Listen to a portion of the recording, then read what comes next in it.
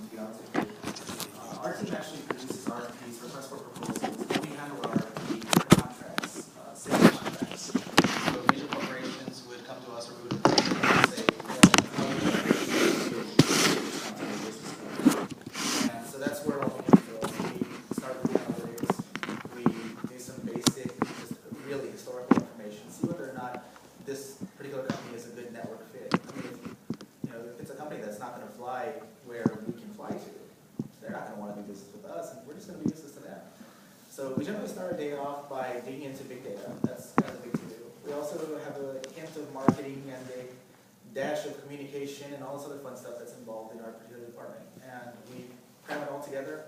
Usually by the end of the day, we'll have anywhere from 10 to 12 RFPs completed, marketing campaigns sent out, communications, off-schedule operations, you name it, we do it all. And once every year, we go over it once a month, but once every year we have the overall budget to take care of. And so specifically for the division that I work in, we have a $14 million budget that we have to balance, and that doesn't include salaries and whatnot. We go over, we're in a lot of trouble wire friends and headquarters. We're still in trouble wire friends and headquarters, so it's really a no-win situation for us. But that's pretty much what we do on a day-to-day is the number crunching, marketing, and big data is kind of the to-do nowadays. Okay, well, my day starts actually the day before, because one of the most important things for me is to get a good night's sleep before I go out. I leave my house, drive to the airport, go into operations.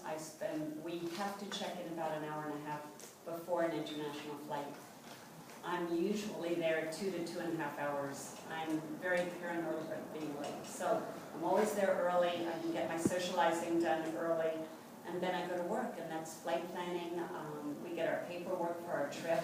We look at weather. We look at aircraft performance. We look at the maintenance logs on the aircraft.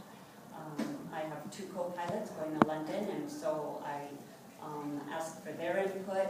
I want to make sure that everyone is comfortable with the aircraft that I'm signing for. And so once I sign for the aircraft, that means that I'm 100% fit to fly, that we have all agreed on the operation for that day. We go out to the airplane. We all have our specific jobs to do. The second co-pilot generally does the walk around outside, comes back in. The first co-pilot will set up the cockpit. I do part of the setup, and I go back and brief the flight attendants. And I make sure that our entire team is working together for this flight. Once we take off, we're busy for about the first 30 minutes of the flight. We're very busy. The flight attendants are getting set up in the back. Then they get busy. So when you see the flight attendants get busy, you will know that the pilots are relaxing a little bit. Okay? Because now we're up at altitude. That's right. So now we're up at our flight level, and we put the autopilot on, and we know that they're busy, so we try not to bug them too much while they're busy. We rotate. We have rest breaks. Going to London, we'll get about a 2 to 2.5 hour break. Go back, power nap, read, whatever we feel like doing. Come back up, and we're fresh again.